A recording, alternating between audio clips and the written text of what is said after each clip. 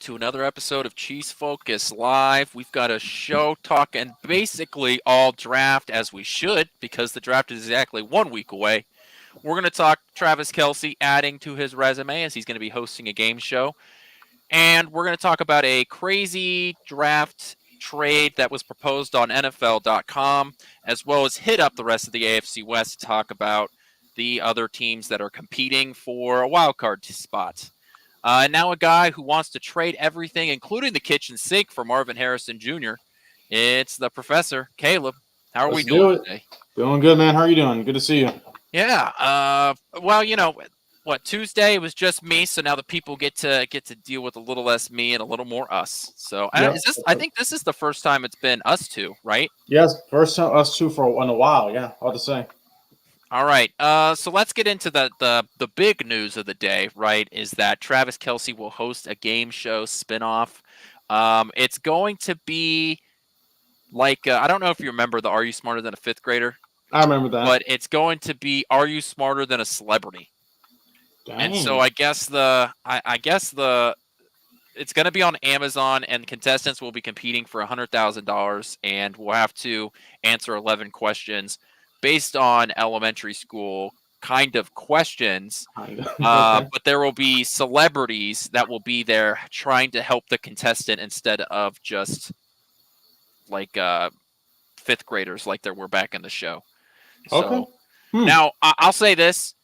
I don't know if you guys have ever seen the How Are You Smarter Than a Fifth Grader, but if you just look up questions, like if you were to just Google "Are You Smarter Than a Fifth Grader?" questions, some of those questions are not like a lot of those questions are not, fifth grader, it definitely doesn't feel like that they're fifth grade level, Yeah. And that doesn't surprise me. They're trying to get people in those situations, so does not surprise me there with that. Like if you just I just Googled, all right, I just did this. I just Googled "Are you smarter than a fifth grader?" questions. And some of these are pretty simple. Okay. Right? Like, what does a paleontologist study? Okay. Okay. And some of them are like, what do you call a group of crows? I don't know. Crows? Birds? I don't know. What do you tell me? It's a murder, apparently, is what you call a group of crows. Okay. All right. So some of these, it's like, are pretty easy, but some of them, it's like, I never learned that, Yeah.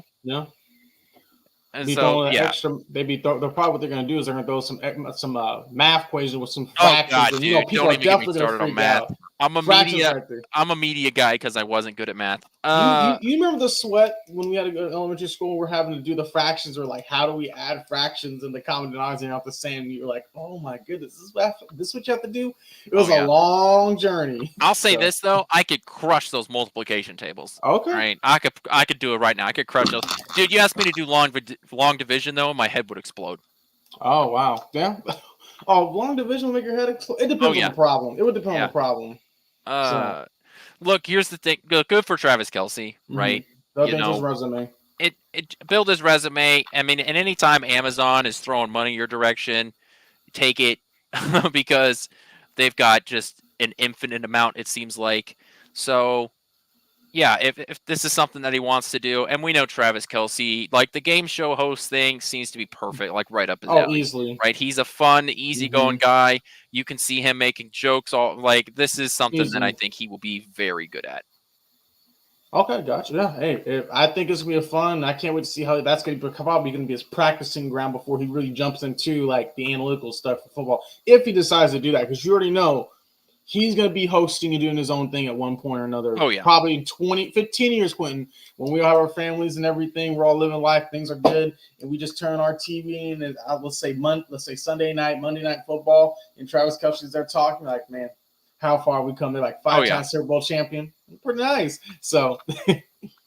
And look, the other thing is that it is sort of a stepping stone to something bigger, like we have in the comments there, where it's just like, getting in front of a camera. And I know he has the podcast, and I know he's, on the camera every Sunday, but just to sort of continue to show your personality in front of a larger audience is always going to be good. So Mm-hmm. this is the kind of stuff that when you have the opportunity to do so while you're an athlete, you go ahead and take it.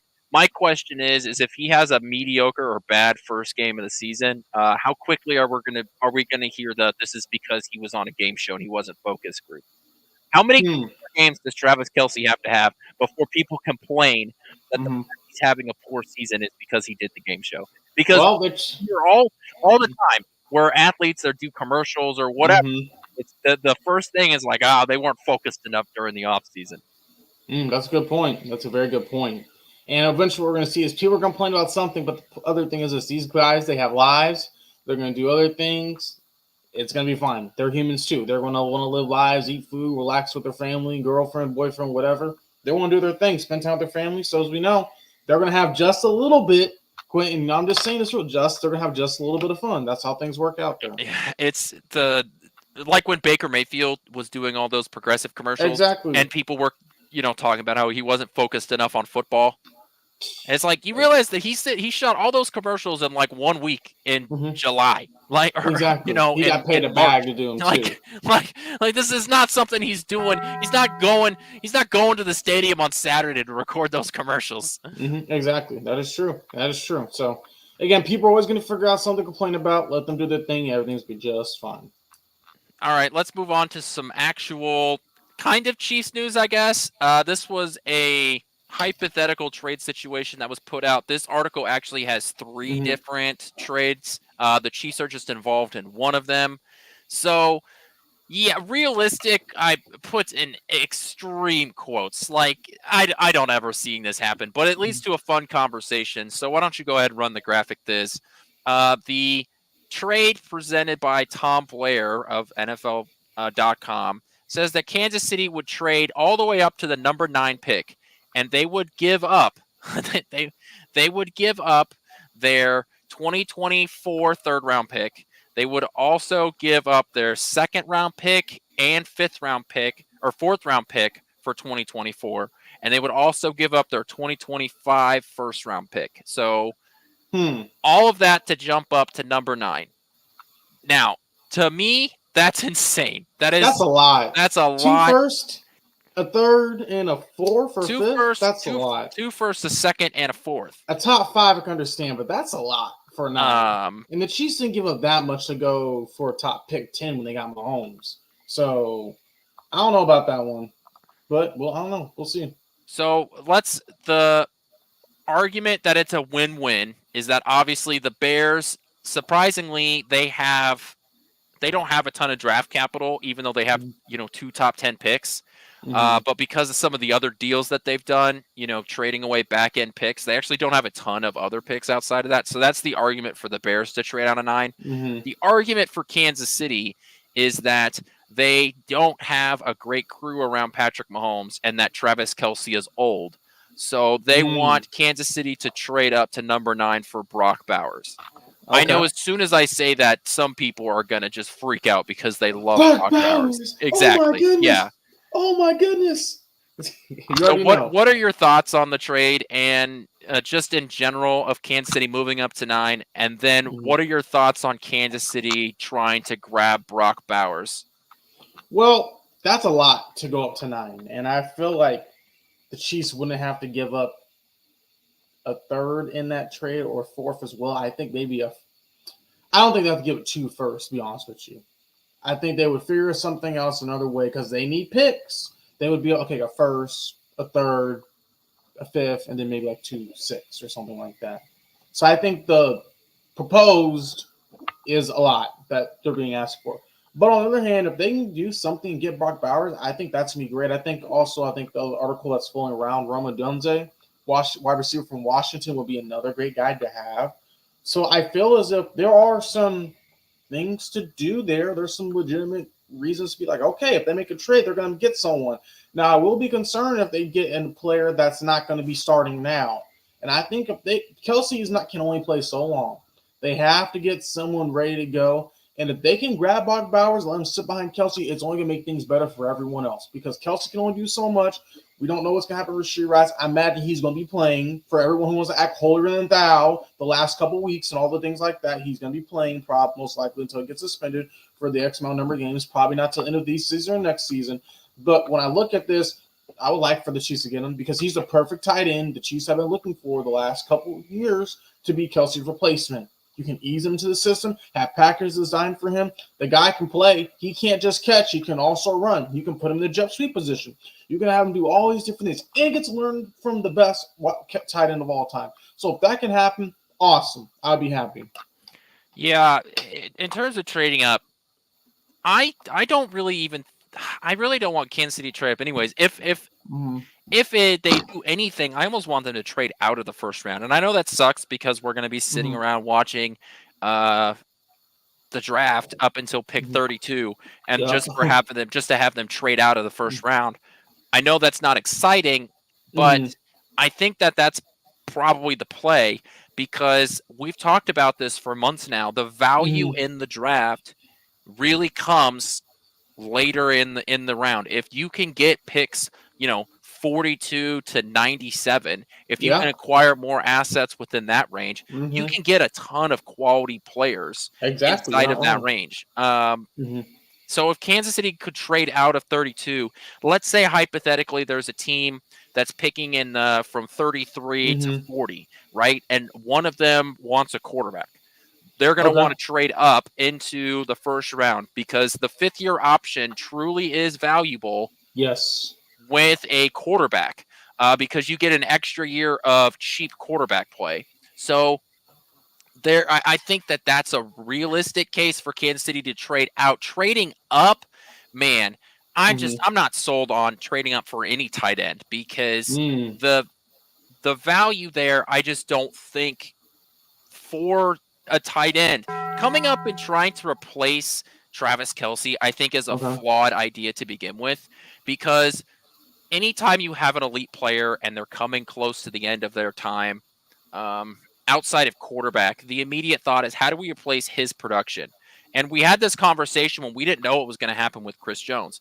The thought was, hey, how are we going to replace Chris Jones? You don't replace Chris Jones. You don't. You don't replace Travis Kelce. You have to get the idea of how do we replace the production that you're getting from that player. It's like, how did Kansas City replace the production of Tyreek Hill? Well, they went out and they found other quality wide receivers, and they ended up spreading the ball around more. That's the kind of thing that you're going to have to do when inevitably you lose Travis Kelce. Yeah, finding a quality tight end after Kelce leaves is a very good start. But you're going to have to put some of that onto your wide receivers and or running backs when Travis Kelce is gone.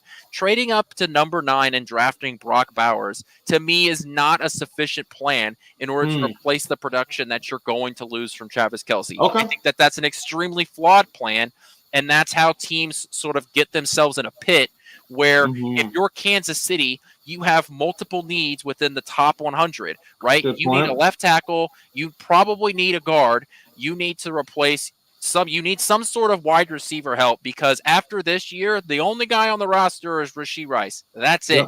So you need to go through it. You need to replace a couple of these positions, defensive tackle.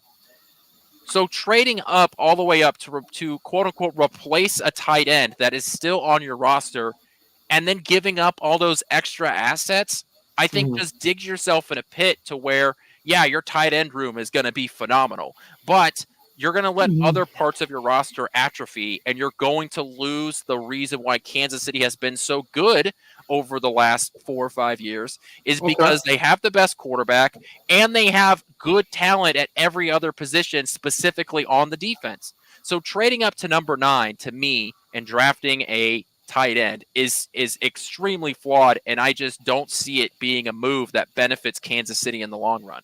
Okay, that's a good point. On the other hand, I'll say this.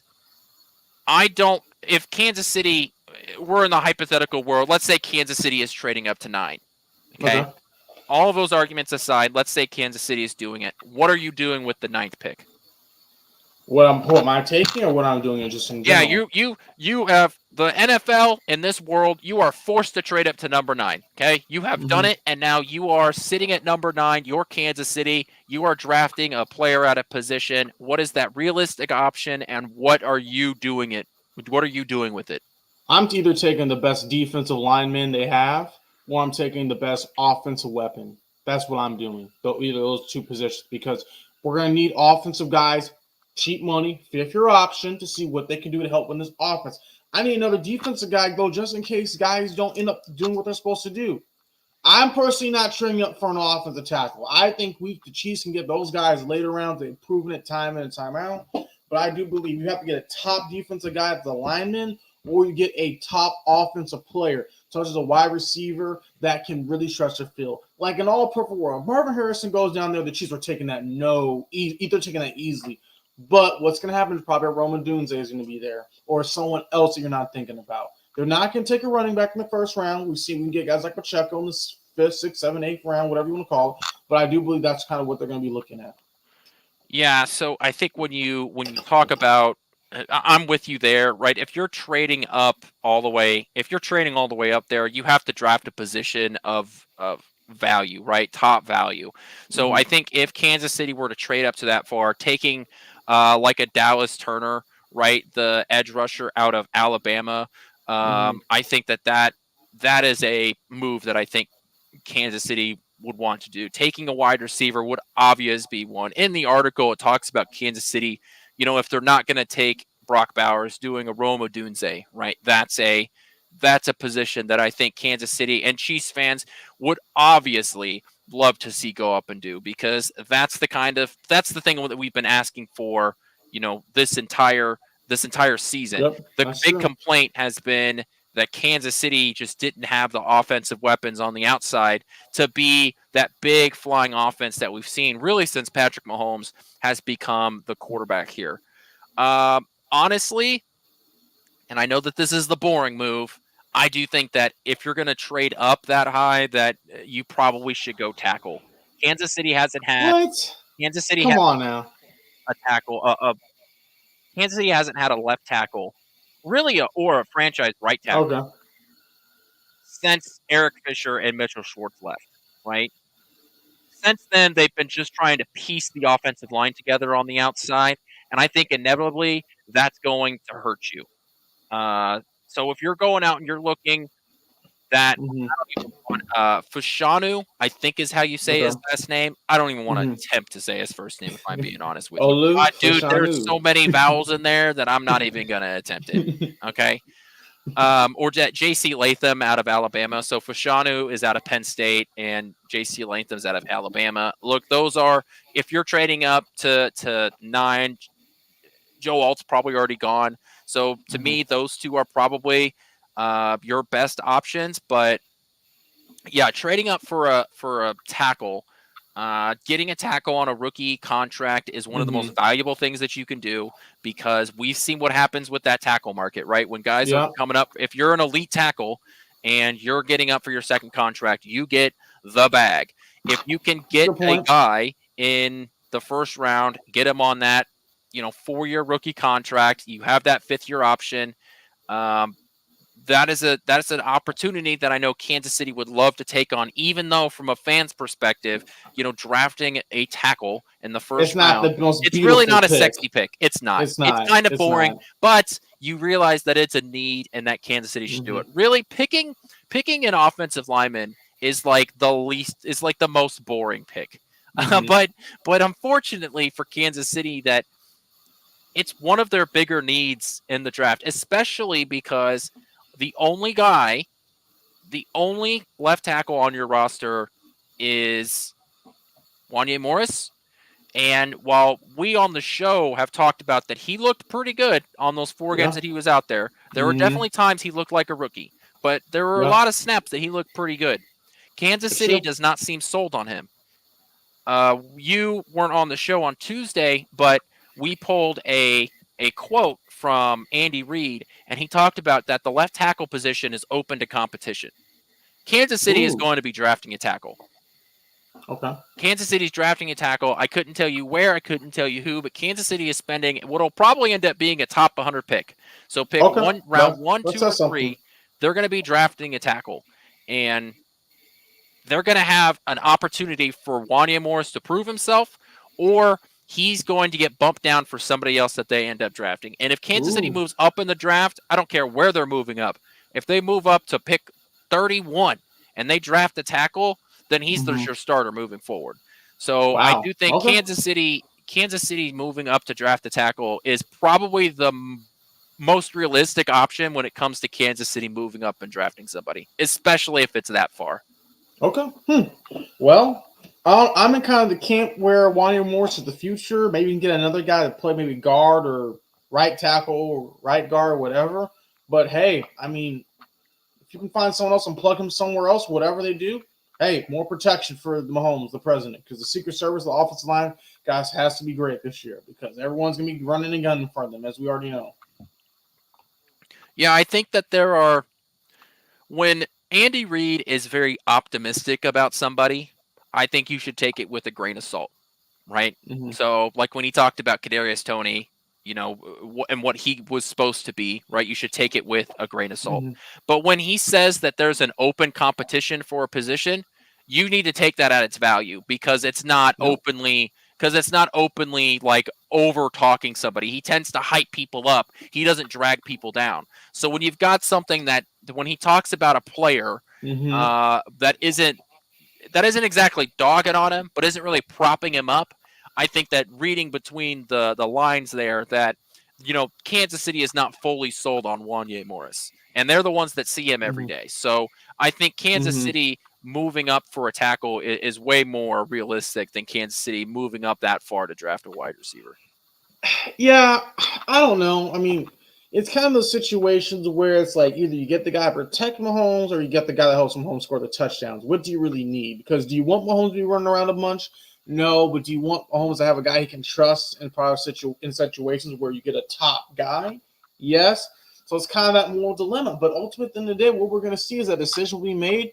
And hey, if they get an offensive lineman, I trust them with their draft process. But if they get a receiver or a tight end, whatever, hey, I'm happy with that. My hope is this: you draft the guy and hopefully get live the expectations because we already know Chiefs fans are very hard on first round draft picks. Example: Clyde Edwards-Helaire has said so much about him and all that stuff since, and he just hasn't been a little to the hype and expectations. I mean, even the guys that Kansas City traded with their first round picks, Frank Clark was. You used a first round pick to trade for him. Orlando Brown Jr., you used the first round pick to trade for him, right? Like these are guys that you used first round picks for to trade for. So yeah, Kansas City Chiefs fans hold those first round picks in high regard. And if it's attached to your name in any way, it can come off. It can come off pretty harsh. The expectation that you're supposed to come in here and be that guy is there. Yeah. And that's the thing, though. Let me just hop it out. If we get a Brock Bowers and he doesn't live to expectation, is this more where we're getting a first round pick caliber guy that we know can ease in throughout the process? Because that's what they did with FAU. They eased him in. In the Super Bowl, man, he came up and did pretty good. Time after time, the Chiefs have gotten guys that have eased them in, put them behind these veterans that can lead them, and it's worked out in multiple different ways. I think you can do that every once in a while. I don't think you can do that 2 drafts in a row. Whoever Kansas City picks in the first round with their first round pick, I think that the expectation should be is they're coming in, they're a starter, they're taking over that position. You can't keep drafting first round picks and having them sit behind whoever they are. I agree. If you need to do that every once in a while because, man, you really like the upside, they're super athletic, and you love what they've been able to do, but they're just not quite ready. And you already are deep at that position. You were really just drafting him because he's for the future. I've got no problem with that, right? Like, I have no problem with the FAU pick. We just need to give him that redshirt freshman year, and we can move on. I don't think the process on that was wrong. However, if you do that again for whatever position, let's say they take, I don't even pick another, but let's say they pick a corner in the first round, right? Okay, let's go then. And a lot of people that have talked about picking a corner in the first round, let's say they do that. if they pick a corner in the first round and your plan for him is to have him as the fourth corner on the roster, I think that's a mistake, because you need to use those first round picks to draft players that are going to be impactful now. But if every once in a while you've got that redshirt freshman mentality, then I think it'll work. But you can't keep doing that every year, because what'll happen is you're going to find yourself in that hole again, like I was just talking about, to where now you're behind the 8 ball on what positions you need, and you shouldn't. You don't want to find yourself in that, because it can be so hard to climb out of it, especially when you're as good as you are, because you're not guaranteed to get that blue chip guy like you are when you're picking in the top 10. Well, that brings a good point. I mean, at this point, nothing will surprise me, but I will say this. I think where the Chiefs are going to get in this first round, they've done the research, they know what they're doing, and ultimately this person will make an impact one way or another this season. It may not be week 1 through week 5 or 6, but as the weeks go on, they're going to make a more and more impact over time. Yeah, and the last point I'll make on this before we move on, when we're talking about drafts, it's especially now, and even looking back at a couple of years ago, like last year, right? I think it's more important for us to talk about the process and not exactly what players were taken. Because if the process is right, but the player just doesn't work out, then I don't think that you should be changing your plan dramatically, because the process is right. It's just there are so many other factors that go into it that that's true. You can't go back and change your process. When the player just, let's say, had an injury, was just had injury bugs, or ran into some off the field issues, right? If your process is right, you need to stick with it. And I think for the most part, Kansas City has had the right process over the last couple of years. Yeah, that's a good point. Yeah. We'll see, man. It's going to be very, very, very interesting. And ultimately, I'm not really concerned, but we'll see what happens. A lot can take place. Yeah. Let's hit into a segment we haven't done in a while. It's probably been about 2 months since we've done the AFC West expansion. So let's go ahead and run into that.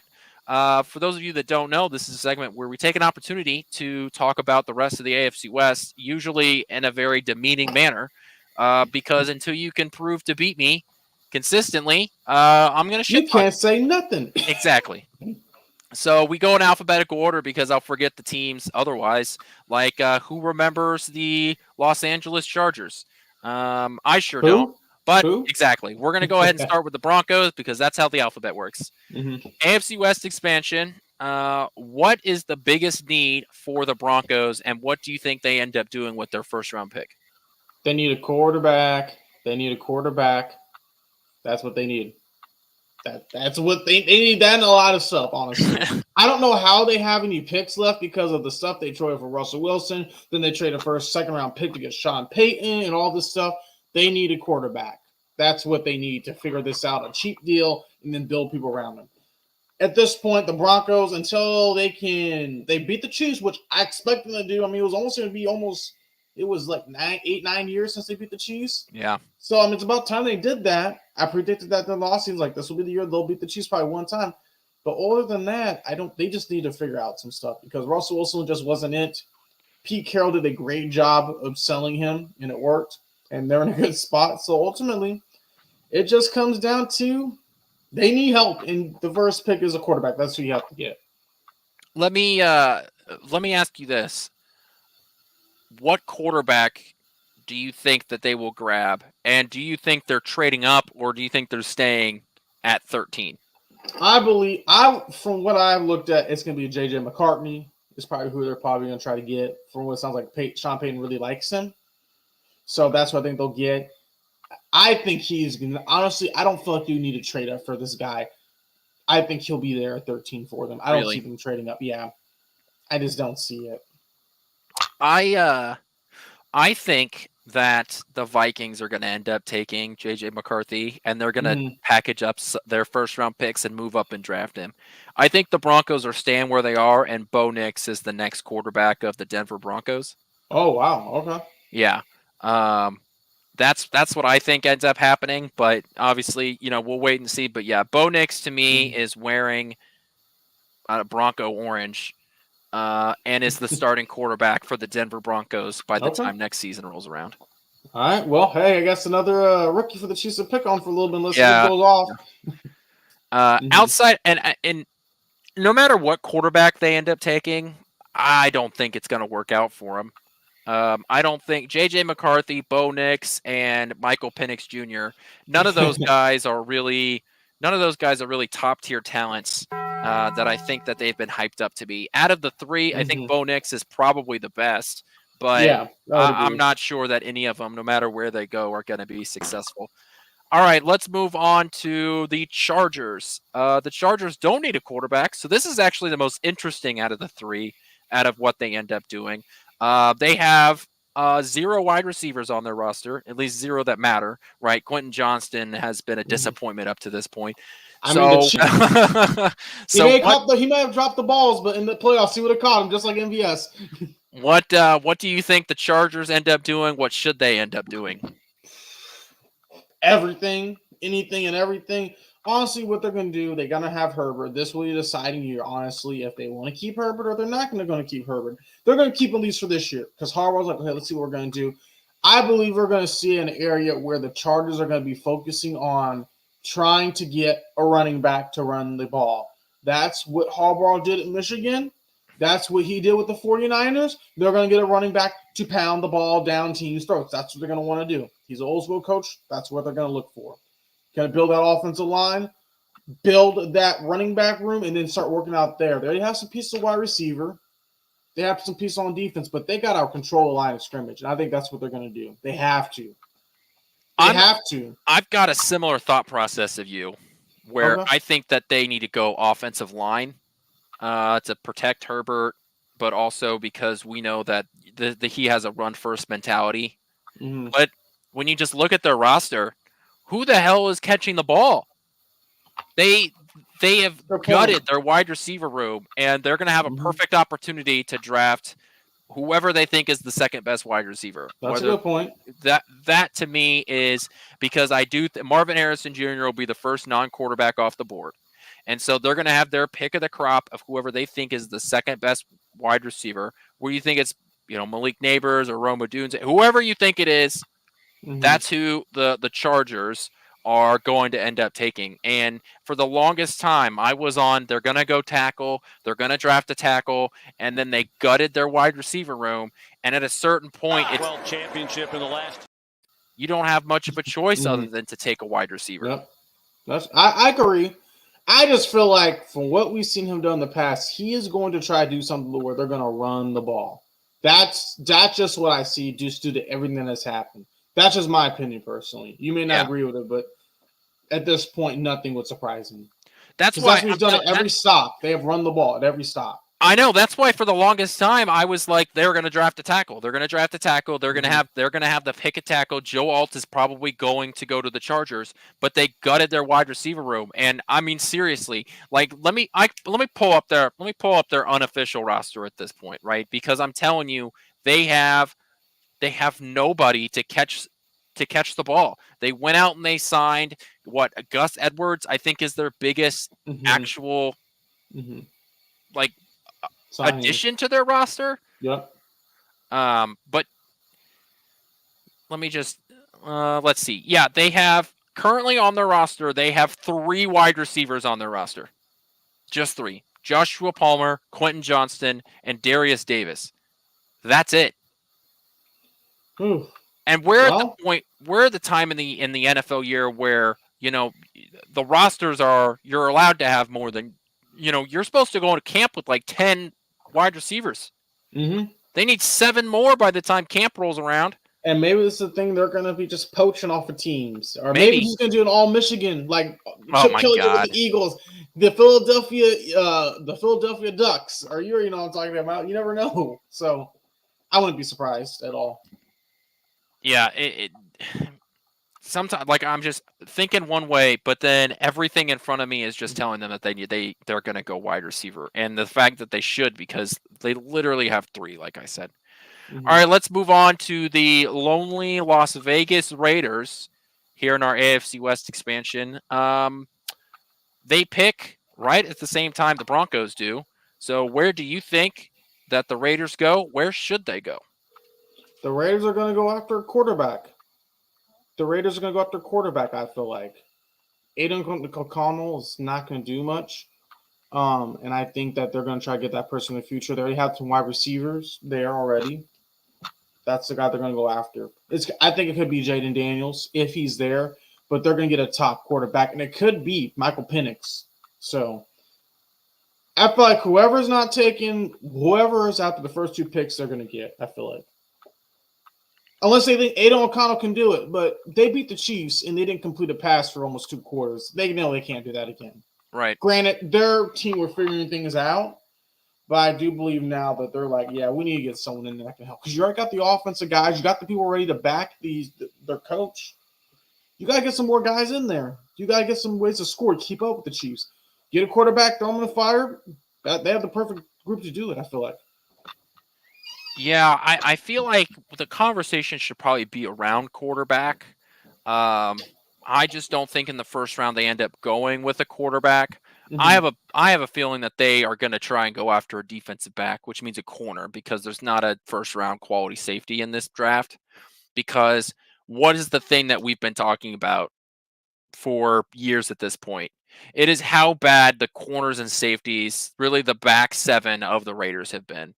And the defensive line has had a ton of talent over the years, right? I mean, even going back to the Khalil Mack years, right, when he was a Raider. Yes. Like they have had talent on there, and they have talent now, right? Max Crosby, they added one of the best interior guys during the free agency period, so they're going to have a really good defensive line heading into the season.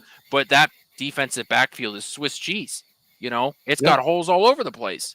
So I feel like them going through and adding a corner, it'll probably be the first corner to go off the board. I know that Quinyon Mitchell is really talked about. He's from Toledo. So they're going to have whoever they feel like is the best corner off the board. If they go for a quarterback, Michael Penix Jr. seems to be the guy that's going to them a lot. That's what I think. But yeah, I just think that, you know, they seem to like their quarterback, right? I mean, you had this new head coach that came and stepped in. It was a guy that everybody rallied behind. It seems to be let's see what we have here, and we're going to try and add to the defense, because in order to beat Kansas City, you know, we need to stop that offense. We need to stop Patrick Mahomes. So let's take the opportunity to go and try and get somebody that can at least shut down a part of the field.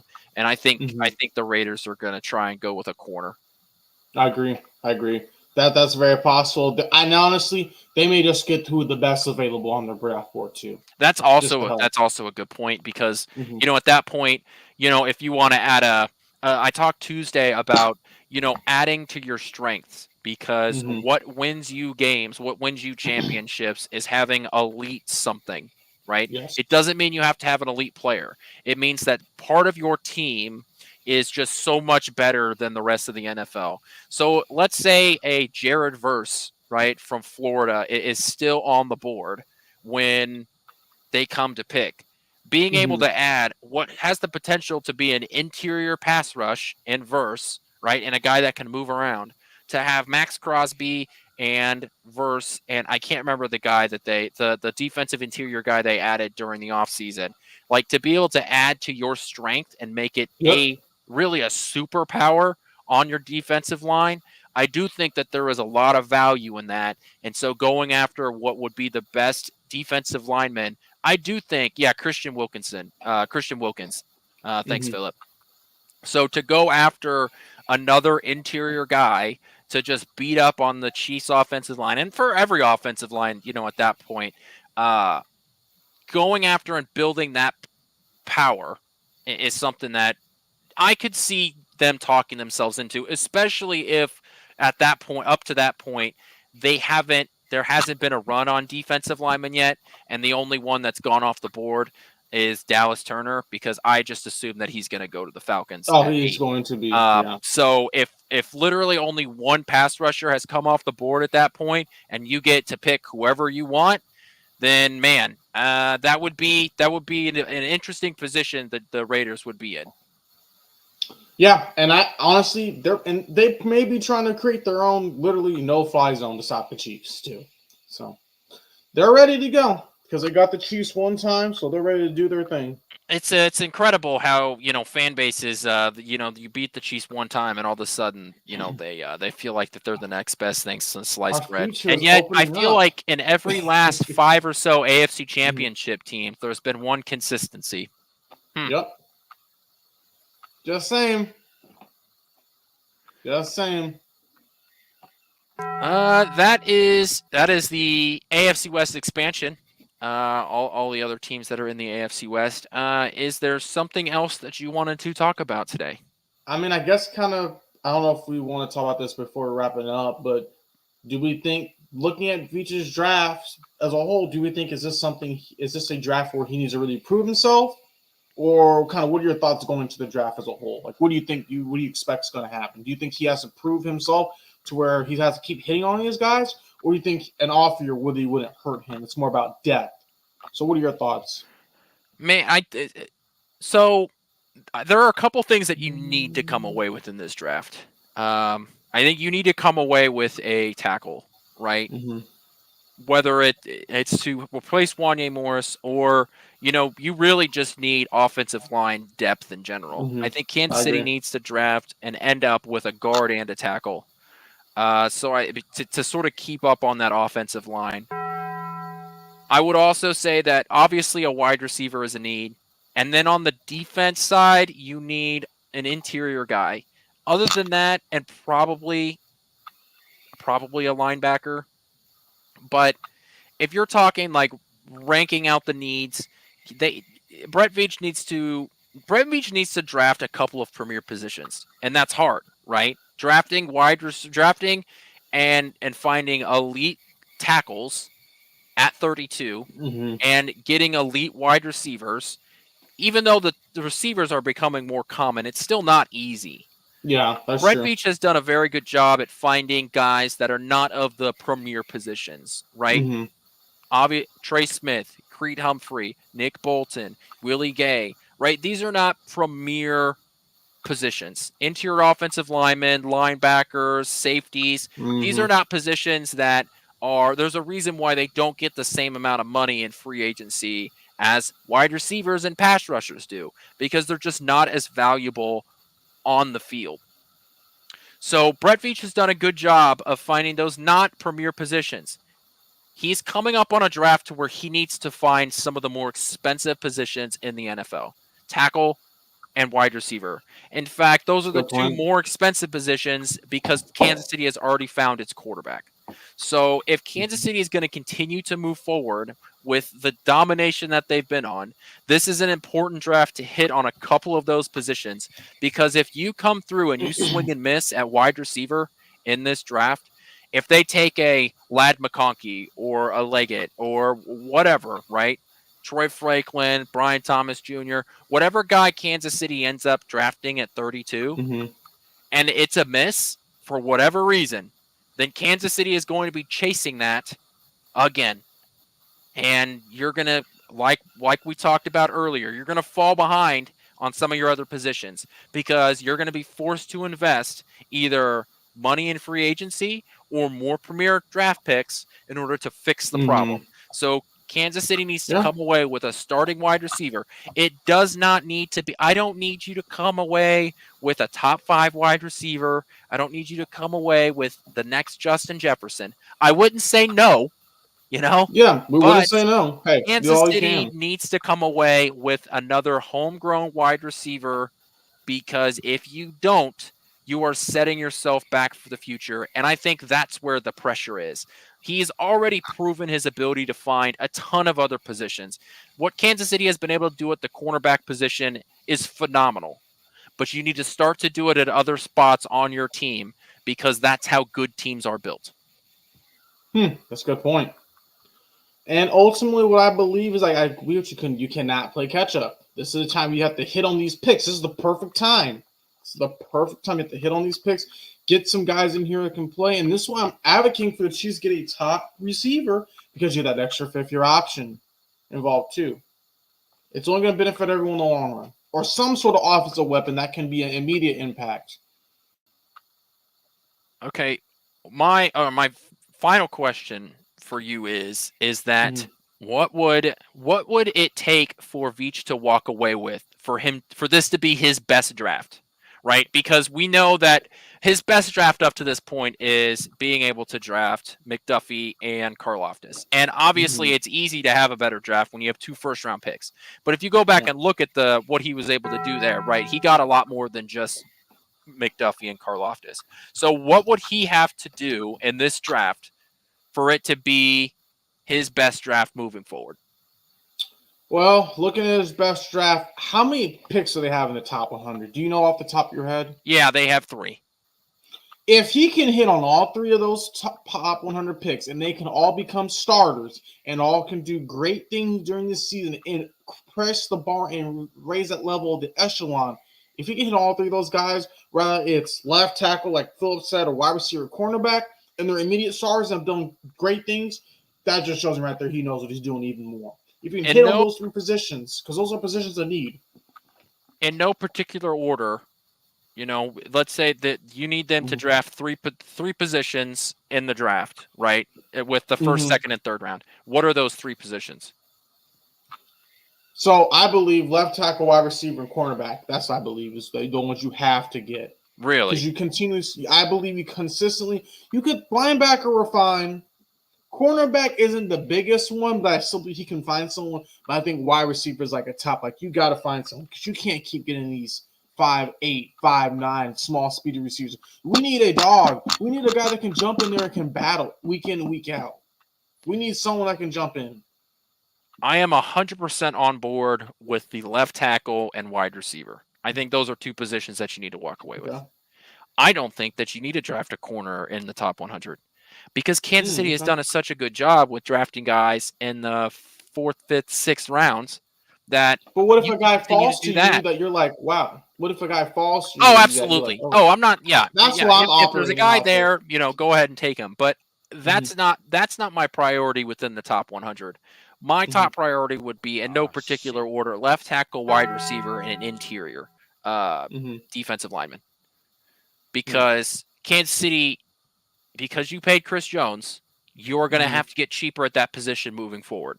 And Kansas City is going to come up to a point to where some of their other homegrown guys are not going to be as cheap anymore. And so Kansas City needs to find a guy that they can pair against a Chris Jones. And it could be a variety of guys, right? There's going to be a run of interior guys in the 2nd round, and maybe one of them slides to you. But I think a defensive interior guy is going to be a big need for Kansas City in this draft. And that, to me, is a bigger need than corner, even though you just traded Snead. And part of that is I just trust the other guys that are on the depth chart with the cornerbacks right now. And I don't really trust a lot of the interior guys that are on the roster right now in terms of what their ceiling is. We know what their floor is, and they're fine. Kansas City has a lot of good rotational pieces on their defensive line, and you need those guys. They're going to have some of these guys are going to have 8, 9, 10-year NFL careers, and they're going to have a ton of money and a great career.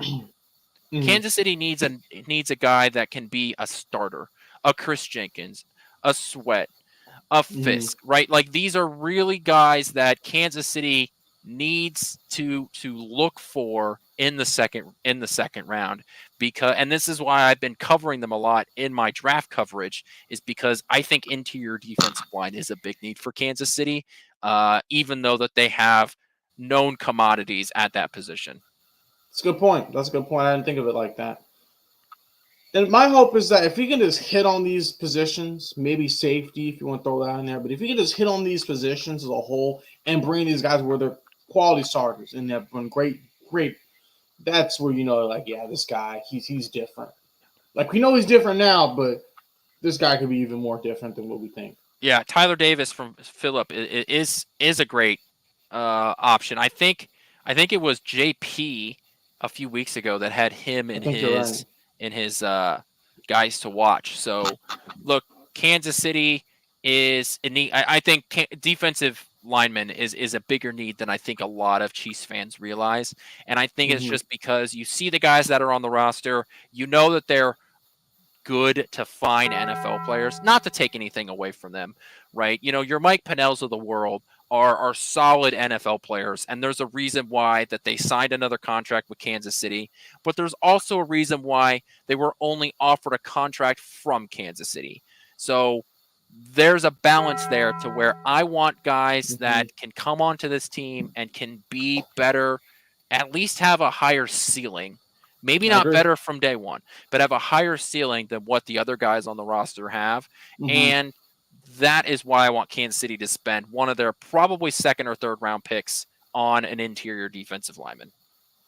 Okay. Well, hey, I can't wait to see what's going to happen. Is it a week from the day the draft starts? It is exactly a week from today, yes. Well, hey, we're gonna about a couple hours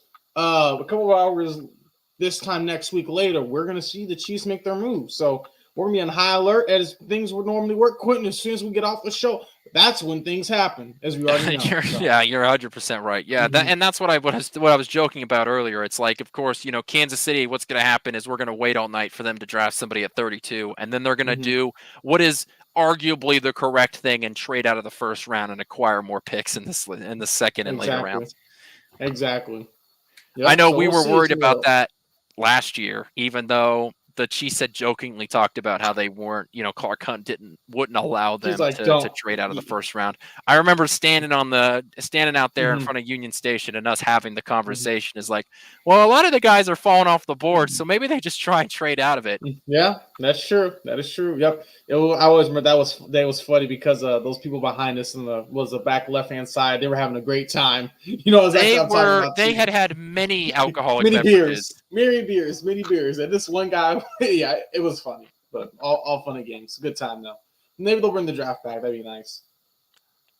I think that's all that we have for today, unless Caleb, you have something else that you wanted to. No, I to got talk it. about? I'm all good to go. Yeah, then we will go ahead and wrap the show up. We will see you guys on Tuesday. On Tuesday, I personally will have my final. This is a perfect mock draft for Kansas City. This is the perfect idea that I want Kansas City to do. It may include some trades in it. Not crazy enough to where I have the Chiefs moving up to 9th overall, but it may have some trades in it. So we will talk to you guys on Tuesday. Thanks for tuning in, and we will see you next week.